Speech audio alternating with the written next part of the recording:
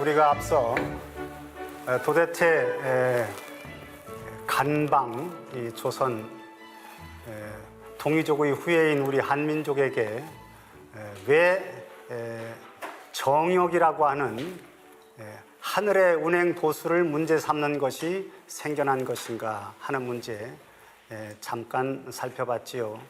적어도 역학이라고 하는 것이 동양 문명의 기저를 이루고 있다면 그 역학의 시원이 이른바 동이족에 있음을 우리는 한번 살펴봤고, 또 그것이 지금 고고학적으로도, 즉 과학적으로도 검증되고 있는 차제이기 때문에 이제는 우리에게 그 인류 문명의 시원을 담당했다는 그 자부심과 더불어 그 씨가 열매로 맺어야 된다는 그 어떤 책임 있는 하나의 책임감도, 인류사적 책임감도 동시에 생각하게 되는 그런 때라는 것을 정역은 후천 개벽의 도래에 대한 그 언급으로서 우리에게 예시하고 있다, 이렇게 생각이 됩니다.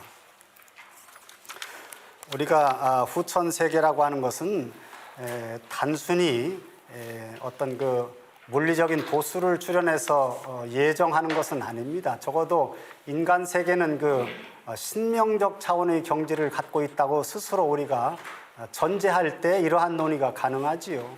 왜냐하면 인간은 어떤 경우라도 그 하늘적 차원의 문제에 대해서 우리가 마음에 수용하지 않고서는 완전한 그런 위로를 받지 못하는 이른바 신명적 존재죠. 즉 영혼을 염두에 두야만이 우리 자신을 이해할 수 있는 그런 존재라는 데에서 그런 차원에서 언급된 하늘의 운행 도수의 결과, 그것이 바로 후천 소식이라 이렇게 얘기할 수 있을 것입니다. 그런데 이런 그 신명적 도수라고 할 수 있는 천지역수 변화의 끝에 오는 완성된 하늘의 역사로서의 그 후천세계, 그것을 정역에서는 이른바 천간지지라고 하는 간지도수로 설명하고 있습니다. 도대체 이 간지도수가 어떤 의미가 있는 것인가? 이것은 인간의 지혜가 열려서 머릿속으로 안출해낸 그런 그 도수가 아니라 이른바 태초에 우주가 전개될 때, 즉 하늘의 뜻이 출현할 때, 그때 하늘의 뜻이 계시될 때 그것을 드러낸 그 운행 도수라고 이렇게 이야기되는 것입니다. 그러니까 그것을 아마 신묘적 차원의 도수다, 이렇게 볼 수 있는데, 우리가 십간 십이지를 음양으로 구분하면은 5과 6으로 나눌 수 있는데, 예를 들어 천간은 5이 6번 운행되어서 60간지를 이루고, 그 다음에 지지는 6개가 5번 운행되어서, 그러니까 체와 용이 5와 6으로서 서로 합덕하는 관계지요. 그래서 이것이 신묘적 차원, 즉 이치와 현상이 따로 놀지 않고 함께 노는 그런 경지를 언급한 도수라고 할 수 있습니다.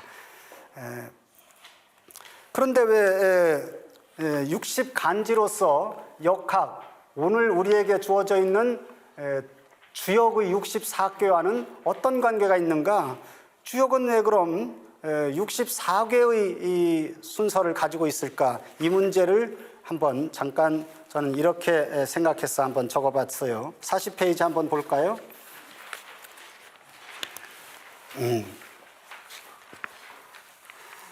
중간에 봅시다. 그런 데서부터. 그런데 무릇 모든 생명의 계승 과정에는 어머니의 태반 속에서 일정 기간 자라는 기간이 반드시 필요한 것이다. 즉 어머니의 태반 속에 있는 아이는 물론 아이라고 하는 물체와 그 어머니라고 하는 생명체는 공간적으로는 구분되어 있습니다. 그러나 생명적 시간은 공유하고 있는 것이지요. 즉 따로따로의 생명을 갖고 있지만은 어머니 태반 속에 있을 때는 함께 시간을 공유하고 있기 때문에 그 시간을 포태궁이라고 해서 생명 단계에서 64궤 중에서 4단계를 이해하고 이렇게 밝혀놓은 그 논리가 있습니다. 그것이 아마 정역에 있는 논리임에도 불구하고 일반 철학적인 논의로서 충분히 해명되지 않았는데, 이것을 저희 그 지도 교수님이 관중 유남상 선생님께서 명쾌하게 처음으로 그 포태공의 원리를 밝힌 것으로 저희들은 배워왔습니다. 그러니까 왜냐하면은 태어난 다음에는 엄마나 자식이나 각자의 생명 원리를 전개시키기 때문에 엄마 죽는다고 해서 자식은 죽지 않죠. 그러나 포태 안에 있을 때는 엄마가 생명을 잃으면 자식도 죽어요. 그러니까 우리가 공유하는 시간을 그 4단계로 보는데, 적어도 주역이라고 하는 것은 인간이 구체적으로 살아나가는 실질적인 문제를 염두에 둬서, 즉 공간 현상을 염두에 두고 논리를 전개시킨 거기 때문에 그 개별성인 공간을 위주로 해서 그 4단계를 다 포함해서 64개로 전개시켰다면, 시간의 원리를 얘기하는 정역에서는 그 원리도수 자체로서 충분하기 때문에 그 원리적 단계는 60단계로서 충분했다는 겁니다. 그래서 우리는 60간지도수와 64주역의 석괴가 다르지 않음을 확인해 본 것입니다. 41페이지는 또 이런 얘기를 해봤어요. 그렇다면 지금 우리에게서 초미의 관심거리가 되어 있는 것이, 정말 그 후천 세계가 정말 온다면은 언제 오느냐 하는 그런 문제겠죠. 또 어떤 모습일까 하는 거. 글쎄요, 이거 한번 저는 이렇게 정리를 해봤네요. 세상에는 인간이 알 수 없는 일도 많이 있는 것이고, 또 인간이 알 수 없는 일은 알려고 해서도 안 돼요. 왜냐하면 자식이 암만 똑똑해도 부모의 경지를 다 이해할 수 없는 것입니다. 그런데 똑똑한 자식일수록 마치도 부모의 관심과 권능과 때로는 그 의도까지를 다 알고 있는 것처럼 착각하는, 어떤 존재는 자식이 다 잘하지도 않았음에도 부모 역할까지 부모인 것처럼 하는 경우도 있죠. 우리는 그래서 우리가 아는 데 있어서 전제하고 한계를 두어야 된다는 것입니다. 그래서 우리가 하늘이 하는 문제에 대해서 그렇게 모른다고 그것이 무지는 아닌 것이지요. 본분에 충실한 겁니다. 그러나 짐작하고 그것을 수용하는 신법은 신앙적으로 얼마든지 가능한 겁니다. 거기에 대한 그 믿음이 없으면은 일상의 삶 자체가 흔들리기 때문에 그런 것이지요. 저는 한 가지만 이런 문제를 한번 생각해 봤습니다. 주역에 특히 42페이지 보면은 주역 가운데 있습니다. 여러 군데에서 우주사의 전개 과정과 관련한 역수 변화 원리에 대해서 언급하고 시사한 점이 많이 있습니다. 그 중에서 특히 택화 혁괴, 거기에 그 예언과 시사가 집중되어 있어요. 왜냐하면 혁이라는 것 자체가 우주 도수의 그 변혁을 말하는 것이지요. 혁이라는 것은 확 바뀌는 겁니다. 차원이 전환되는 것이지요. 단순하게 단계적으로 천천히 순화해서 되는 것은 혁이라고 하지 않습니다. 그래서 택화 혁괴에는 여러 가지 상징적인 언급이 있는데, 그 중에 하나가 바로 기일내분이 혁이신지라, 이런 말이 있어요. 여기서 기일이라고 하는 것은 간지도수에서 천간의 기를 말하는 것입니다. 뭐 어떤 주석에는 그 이자가 뭐 잘못 오자가 된 거라고 해서 그러는데 절대 그런 게 아닙니다. 예, 기입니다. 무기할 때 기예요. 그것은 기토지위고 기위지시를 말하는 것인데, 이 무와 기라는 것이 우주 중심은 인간의 주체성이 자리하는 토자리를 말하는 것입니다. 그것은 이제 무오토와 기십토가 있지요. 기십토는 이른바 씨와 열매로 봤을 때 열매를 완성을 말하는 것입니다. 그 기일이 혁이신지 혁되어서 돌아오는 것에 대해서 거기서 내라고 하는 것은 미래적인 표현입니다. 이에 즉 앞으로 기일이 돌아오는 것을 우리는 믿는다. 그것을 오늘의 신법으로 우리가 받아들인다, 받아들여야 한다 내라고 하는 언급을 여기서 상징적으로 얘기한 것이 아닌가 이렇게 보는 것입니다. 또 내라고 하는 말은 곤괴 단전에도 그런 말이 있습니다. 내종 유경이죠. 경사스러움이 있다. 우리말에 나중이라는 말이 있습니다. 그 나중이라는 말이 아마 특별히 여기서 이해내와 마칠종, 내종에서 나온 말이라고 생각이 되네요. 끝내 드디어 언젠가는 경사스러움이 있을 것이다. 미래에 대한 기대치를 언급한 말이라고 할 수 있습니다. 그래서 이른바 미래적인 새로운 열매의 시대가 돌아오는 것을 우리는 믿는다라는 뜻을 기일레부라고 얘기하고 있는데, 여기서 부라고 하는 것은 여러분 손톱조자인데 새의 발 말하는 겁니다. 새의 발이 그 아래다가 밑에다가 알을 굴리고 있는 거, 이게 부자예요. 손톱조 밑에 아들자 한 것이요. 그러니까 알이라는 것이 그게 생명이라고 할 수 없잖아요. 그런데 그것을 계속 손톱 밑에서 발톱 밑에서 굴리면은 언젠가는 생명이 거기서 탄생한다는 거. 그 믿음이 없으면 그거 어떤 징후가 있는 게 아닙니다. 거기 써 있습니까? 알이 나는 21일 후에 내가 병아리로 태어날 겁니다. 얘기했습니까? 배운 거 없어요. 그러나 믿음으로 인해서 그럴 것이다라는 그 믿음을 갖고서 계속 그렇게 하면 드디어 병아리가 생겨나지요. 그런 글자를 상징한 것이 부인데, 주역에는 천지 역수 변화의 문제를 그것과 관련해서 언급한 것이 있습니다. 우리가 45페이지 중간에 이런 얘기를 제가 한번 해봤어요. 언제나 우리가 항상된 모습으로 운행되고 있는 천지 일월 형태를 익숙하게 보고 있는 우리에게 미래의 어느 때부터는 뭔가 달라진다, 이런 얘기가 납득할 수는 없어요. 그러나 우리가 닭이 징후가 없는 알을 계속해서 품고 있으면 병아리라고 하는 새로운 생명을 얻는 것처럼 우리도 굳은 믿음을 가지고서 있으면은 새 생명의 축복을, 후천이라는 세계를 갖게 될 것이다라는 얘기를 언급해 봤습니다. 여기 특히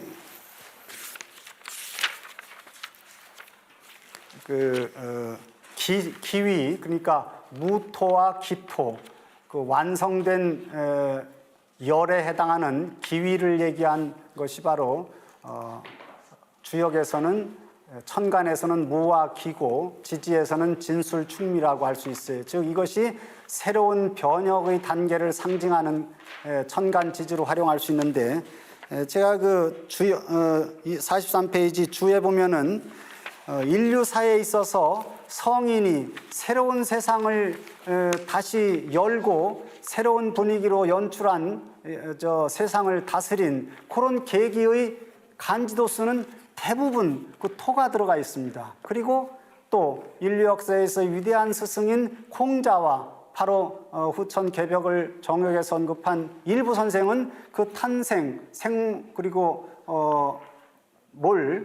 생존 연대의 탄생과 죽음에 있어서의 생사 연도에 역시 토기가 들어와 있다는 것이, 글쎄 이게 단순한 우연인가, 여러 가지가 다 공통적으로 들어간다는 것, 그런 생각을 한번 해봤습니다. 우리가 기위에 대한 믿음, 새로운 후천에 대한 기대감은 단순히 정서적인 차원만이 아니라는 사실이지요. 제가 개인적인 그런 이야기를 잠깐 소개했는데, 제가 역학을 공부하고 했다고 하니까 사람들이 자꾸 물어와요. 그게 정역을 공부했다니까 언제 개벽의 때가 옵니까? 그래서 자꾸 물어보는데 아주 진지하게 물어와요. 그래서 저도 아주 진지하게 대답을 합니다. 이건 당신한테만 내가 얘기해 주는 건데 아무도 얘기하지 않았어요. 근데 당신이 워낙 친하니까 당신한테만 얘기하는 건데 잘 들어요 하고서 내일입니다, 그렇게 얘기를 합니다.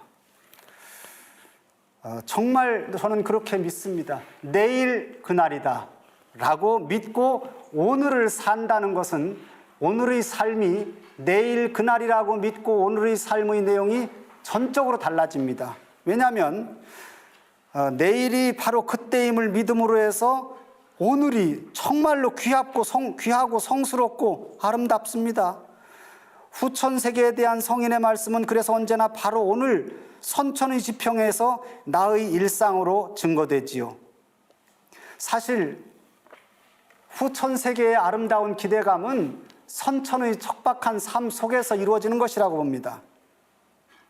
그래서 그날이 올 것을 믿는 사람은 오늘 비록 귀찮고 불편하더라도 내일을 위해 준비하는 마음을 갖고 있습니다. 그동안에 잘못한 것이 많은 사람은 내일 그날이다, 개벽의 때가 와서 잘못한 사람은 혼난다, 이런 것을 믿게 된다면 오늘 반성의 기회를 갖지 않을 수가 없어요. 왜냐하면 인간은 미래적 존재이지요. 미래적인 사건을 염두에 두고 오늘을 고민하고 괴로워하고 또 대비하는 그런 존재가 인간입니다. 따라서 내일 그날이라고 생각했을 때 잘못 살아온 사람은 반성하고 회개할 수 있는 원천적인 기회, 즉 구원의 기회가 주어져요. 또 열심히 살아온 사람은 기쁘게 그날을 대비하고 맞이할 준비가 되어 있겠죠. 그래서 저는 언제나 내일이 그날이다라고 생각하면서 살아갑니다. 저는 49페이지 이런 말을 해봤어요. 내일의 그날을 위해 그 위에서 네 번째 줄이요. 오늘 우리가 준비해야 하는 일은 돈이 들어가는 일이거나 힘든 일이거나 재미없는 일이거나 하기 어려운 일이 아닙니다. 하루하루를 성인의 말씀을 모시고 가르침을 섬기며 바르게 살아가면 충분합니다. 성인의 가르침이란 별다른 것이 아닙니다. 도덕적인 마음가짐과 예절 바른 몸가짐으로 이웃과 더불어 겸허하게 살아가면 됩니다. 사실 이게 굉장히 간단한 것 같지만 어렵죠. 그러나 좀 더 쉽게 말하면 짐승처럼 욕심내며 살지 말고 도깨비처럼 거짓으로 살지 말고 자기 기분대로 교만하게 살지 않으면 된다. 이렇게 저는 한번 생각해 봤습니다. 그거 참 말은 쉽지만 어렵죠. 그래, 동양의 고전에서 특히 주역을 중심으로 한 동양의 고전에서 말한 여러 가지 논의가 있습니다. 그것들은 다 다른 거 아닙니다.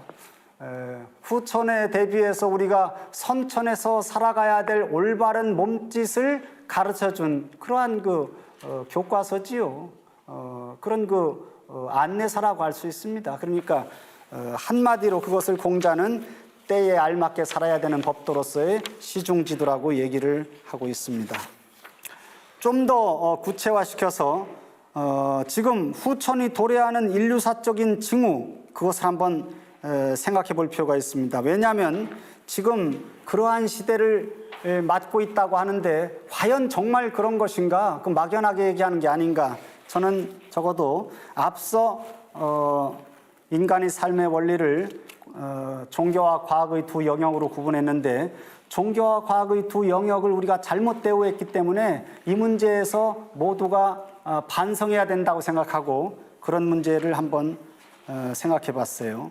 인간의 살림살이를 이끌어가는 두 가지 생활축이 종교와 과학이라면 선천세계를 풍미한 기존의 종교, 분명히 한계성과 일방성과 잘못된 것이 있다는 것입니다. 그 내부적인 모순과 갈등의 이 극복 과정이 있지 않고서는 새로운 세계가 오지 않는다고 보는데 2000년 기독교가 지난 2000년 세월에서 잘못된 것을 고백하자라고 한 요한 바오로 2세의 현재 세계에서 가장 영향력 있는 지도자의 한 분인 가톨릭 교황이신 요한 바오로 2세의 말씀은 우리가 종교적인 문제가 잘못된 것을 냉정하게 고백하는 거. 여러분, 교황은 절대 잘못했다고 고백해서는 안 되는 존재지요. 왜냐하면 신의 직접 대리인인데, 신은 완전하고 절대적인 존재인데 내가 잘못했습니다 하는 것은 내가 믿는 신도 잘못할 수 있다는 것을 공표하는 것이 되니까 원천적으로 그 교계가 자체가 무너지는 겁니다. 그럼에도 불구하고 신을 바르게 모시지 못한 인류의 잘못을 인간의 입으로 겸허하게 고백한 바오로 2세는 참으로 위대하신 종교 지도자가 아닐까, 참으로 진실된 분이 아닐까 개인적으로 그런 생각을 하게 됩니다. 그래서 저는 이제 남은 것은 과학적인 차원의 문제, 과학적 차원에서 가장 왜곡된 물질 문제를 인류의 전반에 강요한 것이 사회주의인데 그 문제가 고백할 날이 있으리라고 저는 또 생각을 합니다. 54페이지 아래에 한번 차분하게 보겠습니다. 하느님이 관장하시는 우주의 생성 원리가 성숙해서 이제 어른된 모습의 우주사가 열리는 개벽의 시대가 온다면은 인류 사회도 도덕적으로 성숙해서 후천의 시대를 맞이하게 된다는 것이죠. 개벽과 후천은 그래서 동반하여 오는 것입니다. 그러나 이때 유념할 순서가 있습니다. 개벽의 문고리를 당기는 권능과 영광은 어디까지나 하느님의 역할임을 알아야 되지요. 개벽으로 가는 문은 하느님께서 친히 열어줄 것이기에 인간은 그때까지 조급하지 말고 참고 기다렸다가 하느님의 뒤를 따라 들어가면 되는 것입니다. 즉 부모를 앞설 수 없는 것이 자식이니까요. 근데 인간들 중에서는 먼저 나서는 교만한 인간들이 많이 있어요. 그 문이 가까워지면 가까워질수록 그런 겁없는 일을 하는 사람들이 꼭 생겨나지요. 그것이 부모님을 욕되게 하는 것입니다. 그래서 저는 이것을 후천을 소망하는 인간에게 있어서 가장 훌륭한 자세, 그것을 신앙적 자세라고 한다면, 그리고 그것을 생활의 덕목이라고 한다면 하늘을 향하여 언제 그 문을 열 겁니까? 따지거나 세마거나 쪼르거나 투정하거나 원망하거나 하지 않고 그저 처분을 기다릴 뿐이라는 거예요. 기다리는데 지루하잖아요. 그 지루한 것을 해소할 수 있는 문제, 그거 자식에게 있는 것이지 부모에게 떠넘겨서는 안 돼요. 그러니까 지루한 기다림의 그 한계를 극복하느냐, 그걸 넘어설 수 있는 인간의 모습을 보인 자는 나중에 구원받는 것이고 그렇지 못한 자는 제외되는 것이지요. 그 인간이 해야 되는 그것은 오늘날의 모습으로 말하면은 하느님을 전적으로 신앙하고 기도하고 찬송하는 일입니다. 제가 여기서 좀 하고 싶은 말을 좀 읽어봐야겠네요. 그런데 인간이 하나님께 드리는 기도에는 예법과 절차가 있어야 합니다. 그래야만 하나님께서 기뻐하고 들어주시기 때문입니다. 하나님이 기뻐하시는 예절 바른 기도는 다른 것이 아니지요. 진실한 마음으로 작게 하는 찬송입니다. 하나님의 귀는 인간의 찬송이 커야만 잘 듣는 게 아닙니다. 하나님의 귀는 오로지 진실한 기도만을 잘 듣습니다. 인간들은 자신들이 소망하는 바의 크기에 따라 확성기에 매달려서 손뼉치고 발을 구르며 울부짖듯 찬송하지만 이는 하나님께는 도리어 시끄러운 소음입니다. 그런데도 사람들은 기도 소리가 크면 클수록 바라는 소망을 크게 이룰 수 있는 것처럼 착각하여 화려한 제사장에 기름진 제물을 올려놓고 천둥 같은 찬송으로 하느님을 몰아세우듯, 어떤 때는 막 협박하듯, 이거 안 들어주면 그냥 안 둬? 하는 식으로 기도하는 것 같습니다. 오늘날의 인간들은 빼어난 말솜씨와 값비싼 장식품만 있으면 하느님도 인간의 뜻대로 얼마든지 설득시키고 납득시키고 몰아갈 수 있다고 장담하고 있는 것 같아요. 때로는 자신의 황홀한 말솜씨에 스스로 도취되어 인간의 천박한 이기심을 마치도 하느님의 성스러운 은총인 양 착각하면서 하루하루 죄업의 바벨탑을 올리고 있는 게 아닌가. 그리고 그 탑 위에 올라가서 많은 사람들을 향해서 나는 이렇게 높은 곳에서 하느님과 가까이 있다라고 설교를 하는 게 아닌가. 당신을 믿는다고 했으니까 당신은 마땅히 나의 원을 들어줘야 되는 거 아니냐 하면서 윽박지르듯 무자비한 열정으로 기도하는데, 그런 기도와 찬송을 잘하는 사람을 요새는 훌륭한 사제니 유능한 목사니 도령 높은 승려라고 인정하고 중생들은 그 뒤를 줄지어 따라다니는데, 그러다 보니까 성직자들은 어느새 따라다니는 신도들의 숫자, 신도가 걸친 외투에 반짝이는 정도에 따라 등급이 매겨지고 있습니다. 우리 주변에 만연해 있는 이 허망한 찬송, 기도의 무례와 결례, 건방지고 버르장머리 없음을 반성하지 않으면 우리는 결코 하느님의 사랑을 받을 수 없다는 걸 깨달아야 됩니다. 제가 좀 독한 소리를 했네요. 그러나 저의 진심이 좀 담겨져 있는 것입니다. 그 밑에 읽어보면은 하느님의 뜻을 대행하는 성인은 인간으로 하여금 개벽의 때를 기다림에 있어서 지루하고 또 용기를 잃지 인간들은 조금만 힘들으면은 못 참아요. 병든 부모님 수말하는데 끝까지 그렇게 잘합니까? 긴 병에 효자 없다고요. 그래서 인간들은 아주 용기도 잃고 낙담하기도 하고 지루해하고 하는데 그렇게 지루하지 않도록 배려를 해주셨어요. 그게 다른 게 아니에요. 바로 자격입니다. 역을 이 세상에 내려주신 거예요. 역을 통해서 사람들이 기다리면 되겠구나. 인간이 어떻게 살면 마땅하구나 할 수 있도록 그 분명한 메시지를 내려주셨다는 겁니다. 자식이 힘들고 어려운 세속의 냇물을 건너는 데 있어서 확신을 할 수 있고 용기를 가지고 인내심을 가지고 기다릴 수 있도록 인간 사회의 험난하고 위험한 곳곳에 구제의 징검다리를 놓아주신 것이 바로 성인의 말씀입니다. 그 말씀이 기록된 경전이고요. 주역에는 이것을 이섭대천을 가지고서 얘기를 많이 했죠. 하느님은 예수로 하여금 냇물을 건너기 쉬운 징검다리의 디딤돌이 되라고 인간 세속에 보내신 것이라 저는 생각합니다. 부처님은 시따르따로 하여금 물가에서 서성대는 중생들을 등에다 업어 건너주는 일꾼 노릇하라고 내려보낸 것이라 또 생각합니다. 예수님의 징검다리를 밟지 않거나 부처님의 등에 업히지 않고 그 어떤 이도 극락과 천국으로 향하는 냇물을 건널 수 없습니다. 자비심이 크신 성인께서는 인간으로 하여금 저 언덕으로 건너갈 수 있도록 강물을 건너는데 인간이 물에 빠져 죽지 않도록 역이라고 하는 생명의 징검다리를 놓아주신 것입니다. 57페이지 위에 제가 이런 얘기로 또 한번 정리를 해봤습니다. 이 후천개벽의 문제를 우리가 좀 더 인간의 신법에서 한번 보자는 것이지요. 보통 이 하늘의 문제를 이야기하면은 오늘날 과학적인 사유를 하는 사람들은 다 천문과학으로만 얘기하려고 하기 때문에 57페이지 위에서 후천개벽의 문제는 정치 사회학적 문제가 아니며 천체 물리학적까지도 아닙니다. 신명적 차원의 우주사적 과정이기 때문에 본질적으로는 종교적 영역의 문제입니다. 그러하기에 종교 지도자들의 언행은 그대로 개벽의 역사로 기록됩니다. 종교 지도자들이 안내하는 메시지를 잘해야 합니다. 도대체가 지금 인간들이 자신의 생명적인 근거, 거창하게 보면 하늘이고 가까이 보면 부모고 좀 더 앞서 보면 우리 조상들이고 누구 덕분으로 지금 생명을 얻고 어느 은덕으로 지금 우리가 이렇게 재미나게 사는지에 대해서 정말 다시 생각해야 되는 그런 자기의 자각을 거치지 않은 자에게 결코 복이 오지 않는다는 그런 생각을 해봤습니다.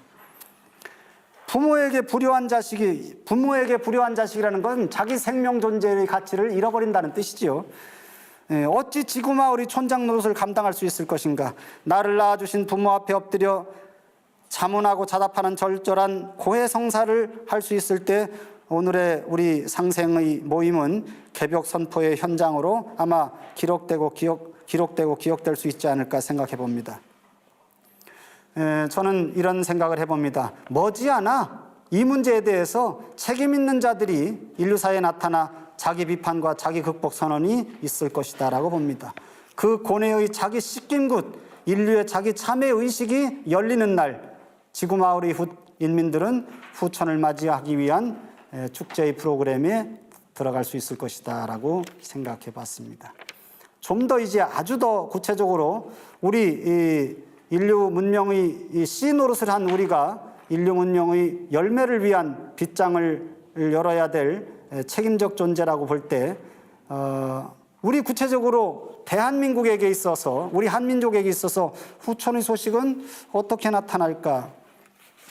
이 문제에 대해서 제가 주역 핵괴를 통해서 한번 설명해 본 것이 있는데 여러분들이 그건 다 읽어보고 59페이지 위에서 하나, 둘, 셋, 넷, 다섯, 여섯, 일곱 번째 대상전에 있는 말이죠. 핵괴 대상전에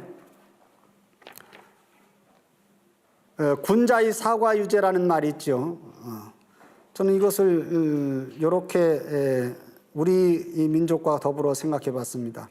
통일의 성취를 위해 지도자가 해라는 것이 이제 해소된다, 해결된다, 어려움이 풀린다, 우리의 소망이 풀어진다, 완성된다 그런 뜻으로 봤을 봤을 때 우리가 한번 우리에게 있어서 절박한 소망이 뭘까? 가장 민족사적 중요한 소망이라는 게 통일 아니겠어요? 그래, 통일의 성취를 위해 지도자가 해야 할 일은 과거 우리의 선배들이 지은 허물과 과오, 그거 지금 따지는 거, 그거 어쨌든 사면해야 됩니다. 저는 여러 기회에 다양한 어떤 기회, 발표 기회라든지 조그만 칼럼이라든지 이런 걸 통해서 이런 얘기를 해봤습니다. 고난이 크면 영광도 크다고 하지요. 또 소망이 클수록 찬송은 작게 하라. 저는 이렇게 늘 얘기합니다.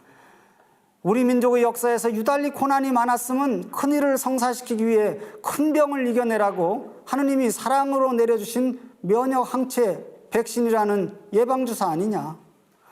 우리 한민족이 진정 세계 인류에게 후천의 향기를 선물하는 영광의 민족이고자 한다면 더욱 절제하고 겸손하고 노력해서 부지런히 미국의 그 후천 세계에 초대할 손님들을 위한 잔치상을 준비해야 하는 게 아닐까. 실로 개벽사상이란 인간의 미래적 기대치에 부응하고자 하는 종교가 갖추어야 하는 보편적 기능이고 장치이며 본질적 조건입니다. 실로 모든 종교가 예외 없이 개벽적 성격의 교서를 갖고 있는 이유가 있습니다. 여러분, 인간은 과거와 미래를 다 생각하지만 본질은 미래에 있습니다. 왜냐하면 과거에 대해서는 아무리 어떻게 노력하고 애쓰고 판단하고 후회하고 해도 달라질 게 없어요. 그러나 미래에 대해서는 내가 지금 어떻게 판단하고 선택하느냐에 따라서 달라지거든요. 그 달라지는 미래적 삶에 대해서 메시지를 주는 것만이 우리에게 유의미하죠.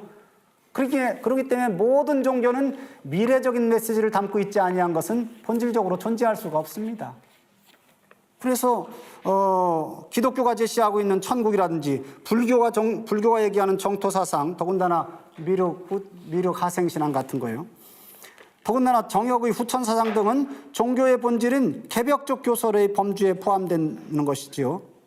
그런데 제가 여기서 꼭 강조하고자 하는 말이 있습니다. 정역의 후천 개벽 사상이 여타의 종교가 제시하는 개벽적 성격의 교설과 그럼 다른 건 뭐냐? 기독교와 불교는 인간의 의식이 지향하는 신앙의 성격이 외향적이거나 또는 내향적으로 서로 간에 구분되기는 해요. 왜냐하면 불교는 자기 자신을 속에 있는 불성을 꽃피워서 내가 잘해서 부처의 경지에 오르는 것이고, 기독교에서는 쓸데없는 소리 말어. 밖에서 이미 정해진 거야. 그것은 너에게 던져준 하나님의 뜻이니까 그걸 따르면 되는 거고, 이렇게 강제적이지요. 절대적으로 하느님의 주권이 있지요. 그래서 다르지만은 어쨌거나 개별적인 신앙생활의 성취와 더불어 그 종교적 성과를 향유하는 거예요. 비록 기독교에서의 교인은 신앙인 개인의 자유와 의지에 상관없이 하느님이 일방적인 선택과 부름을 전제로 하지만 역시 그 하느님과 당사자 개인 간의 1:1 관계에서 성립하는 쌍무적 결단에서 출발한다는 점에서는 마찬가지예요. 내가 자각하든 나에게 자각이 이루어진 것을 수용하든. 그러니까 궁극적으로 기독교와 불교의 이제 대표적인 오늘날의 지구촌의 종교라고 할 수 있죠. 개벽적 논설의 정당성이라는 것은 신앙인 개인의 선택에서 선택을 하든 선택이 되든 여기서 결판나는 겁니다. 그런데 정역의 개벽사상은 인간과 우주의 미래적 상황에 대해서 구체적인 도수를 제시함으로써 그 교설의 필연성과 당위성을 인간의 이성적인 기반 위에서 확보하고 있다는 점입니다. 아울러 또 그 개벽의 분기점으로 하여서 인간의 선천에서의 삶과 삶에 대한 도덕적 판결, 아주 엄격한 도덕적 판결이 내려지게 된다는 심판론을 천명하고 있어요. 그러니까 선후천을 구별하고 그것을 이성적으로 판단해서 인간의 도수 출현으로 자신의 삶의 모습과 따져보니까 믿을만하게 우리가 수용되는 그런 내용으로 설명돼 있고, 그리고 그러한 설명을 수용할 수 있는 자는 반드시 머릿속이 아니라 일상적인 삶의 도덕적 삶의 경험을 통해서만이 그 지위가 주어진다는 것을 아주 명쾌하게 얘기하고 있어요. 그것이 분명히 다르지요. 타종교에서는 그들의 교의와 일상의 과학적 논설 사이에는 건널 수 없는 배타적 평행이 존재한다는 점에서 정혁의 교설은 구별돼요. 여러분, 저 기독교나 불교에서 얘기하는 수많은 여러 가지 교의들은 우리의 일상적인 이른바 상식적인 차원의 과학적인 사유체계에서 도저히 감당되지 않는 게 너무나 많아요. 믿는 자에게는 부담이 없겠지만 더 많이 안 믿는 사람에게서는 얘기거리가 안 되는 게 얼마나 많습니까? 그러나 정혁은 이리저리 따져보면은 받아들일 수 있는 공동의 보편적인 이른바 철학적인 기반을 가지고 있다는 것입니다. 62페이지 실로 정혁에서 제시한 종교적 이념과 개벽에 대한 설명은 인간의 이성적 사유 속에서 이해되고 납득될 수 있다는 점에서 이는 사실적이고 사건적이며 그래서 개벽의 상황 자체가 하나의 독립적인 권위를 스스로 가지고 있습니다. 정혁의 이 개벽 사상은 신명적 차원의 우주사를 설명하는 고차원적인 미래학이라는 점에서 개인의 호나 선택의 여부와 관계없이 정혁의 체제와 질서를 이성적으로 공감하는 경우에 한해서는 그 역수 변혁의 이념과 사역 변화의 방식을 수긍하고 신앙할 수밖에 없다는 절대적인 교설이 되는 것입니다. 그러기에 정혁에서 밝히는 후천의 세계는 정서적 이념이면서 그대로 실상이고 개벽의 도래는 심정적 소망이면서 동시에 실제적 상황이 된다고 급하지만 결론적으로 이야기할 수 있습니다. 여러분 고생하셨습니다. 오늘 공부 여기까지 한번 대충 해보겠습니다. 감사합니다. 예, 수고하셨습니다. 지금까지 발표하신 이 내용을 토대로 해서 경청하시면서 느꼈던 점이라든지 부족한 점이라든지 아니면은 의견을 달리하시는 내용들이 있으면은 이 시간 이후부터는 정 박사님과 함께 토론을 갖는 시간으로 하겠습니다. 물론 이제 그 계속 발표를 2시간 동안 발표를 하시면서 정혁은 그 우주사학적 차원에서 논의를 전개하고 있다라고 하는 것을 전제를 하고 있습니다. 이 간지도수에 관한 문제거든요. 물론 이제 저도 옛날에 배우기를 60간지도수는 신명원리다라고 배웠지만은 그 아까 송 교수님도 도수라고 하는 것은 우주가 출현할 때 이미 배태된 신명적인 차원의 것이다라고 이렇게 규정을 해주셨습니다. 자, 이러니까 이것은 비판의 여지가 때로는 없는 것으로도 보이는데 참 이것이 정혁이 극복 앞으로 현대적으로 해석하고 정혁하는 사람들이 공부해야 될 때 극복의 대상으로 보입니다. 왜냐하면은 그 무극체이도스 보면은 기사무진 기해무술, 황국체이도스에 보면 무술기에 무진기사라고 이게 방법론이 내용은 둘째치고 방법론이 사주의 연월일시거든요.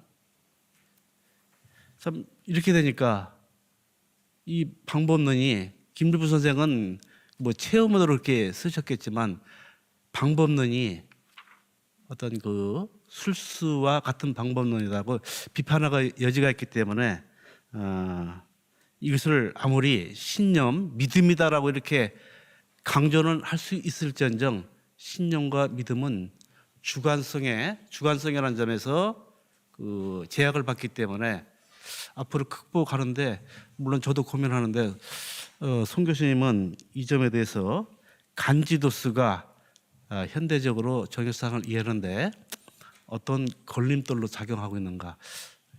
우리가 인간이고 뭐를 떠나서 모든 존재 자체가 이게 신명한 게 아닐까. 그 신명한 인간의 존재 의미를 이렇게 보는 것은 과학적으로도 지금 그렇잖아요. 인간에게 있어서 영향을 주는 게 대표적으로 해와 달이지요. 해와 달의 운행과 인력과 또 이렇게 가까이 있는 달의 인력이 얼마나 영향을 합니까? 바닷물도 왔다 갔다 끌고 하는데 뭐 우리 몸 안에 있는 호르몬이라든지 그 영향을 얼마나 줘요. 그래서 내부적인 생명 리듬을 관장하는 것은 달이기 때문에 달의 주기에 따라서 생체 리듬이 움직이고, 그래서 생체 리듬에 여성에게는 달거리라고 그러고, 달거리에 따라서 조금 뭐 보름대에 맞춰서 그 고기가 산란하고, 산란할 때 어디로 모이기 때문에 거기서 어부들이 잡고, 그게 아주 생활에서 영향을 주는 건데, 그러니까 우주에는 해와 달만 있는 건 아니지요. 해와 달과 또 별들이 있으니까. 그리고 해와 달과 별들이 갖는 내가 생명을 얻는 순간의 그 구조, 달은 여기 있고 해는 여기 있고 별은 여기 있는데, 그 구조가 어떻게 내 생명에 유익하게 힘을 보태주고 빼주고 하는 게, 그 구조를 이렇게 맞춘 게 아마 그게 그것을 염두에 두고서 태어나는 연월일시, 연월일시를 통하지 않고서는 우주적 구조를 우리가 담아낼 수 없으니까요. 우주적 구조가 어디 있다는 것을 우리가 그때 그 달은 거기 있고 해는 요만큼 돌고 지구 자전은 요만큼 그때 시간, 그러니까 사주를 갖고서 이제 인간의 운명을 한번 풀어보는 거. 인간이 태어날 때는요, 씨 속에는 열매로 펼쳐질 수 있는 모든 회로가 다 있잖아요. 과학적으로도 그렇잖아요. 우리가 DNA가 우리가 갖고 나오는데 뭐 뻔한 거니까 그거 외에 다른 길이 없이 살아갈 수밖에 없지 않습니까?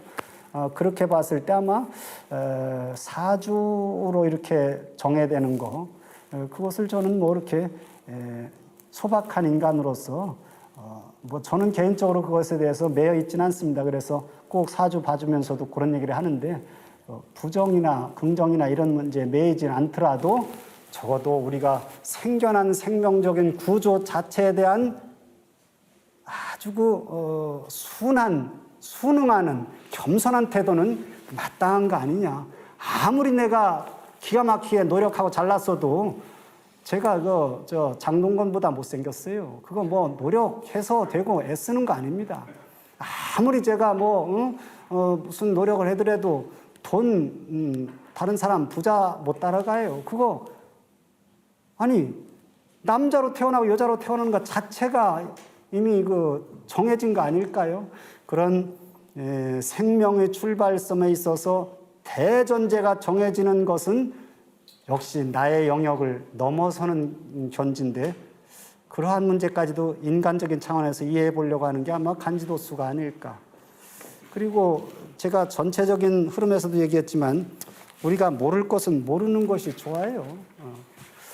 저는 아까 계산수를 잠깐 얘기했거든요. 366도를 후대 어떤 주석가들이 그건 대체적으로 마련한 거라는데, 우리가 정역 8궤도가 생성된 근거를 우리가 이제 잘 알다시피 주역의 신야자는 만물이 연자라고 하는 설계 6장에 있는 것을 근거로 해서 정역 8궤도가 나왔지요.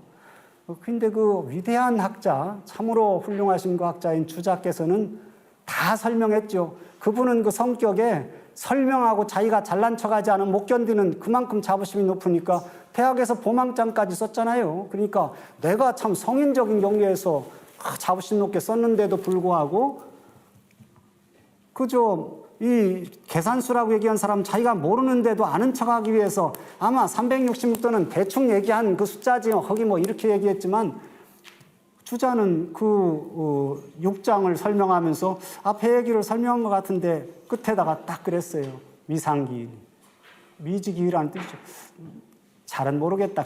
본뜻은 잘 모르겠네. 얼마나 정직합니까? 적어도 우리가 모르는 것은 모른다고 얘기할 수 있는 거. 공자가 말한 이른바 아는 것을 안다고 하고 부지라고 하는 것을 시지하라. 이게 진짜 아는 것이다. 이렇게 얘기한 입장에서 볼다면 인간이 아는 것의 한계, 그런 것을 좀 삶에 있어서도 수용하고 살자 하는 것이 좋지 않느냐 하는 차원에서 제가 우주의 문제와 인간의 인식 문제 같은 걸 포괄적으로 아마 인식하고 있기 때문에 이런 얘기를 쓴 것 같습니다.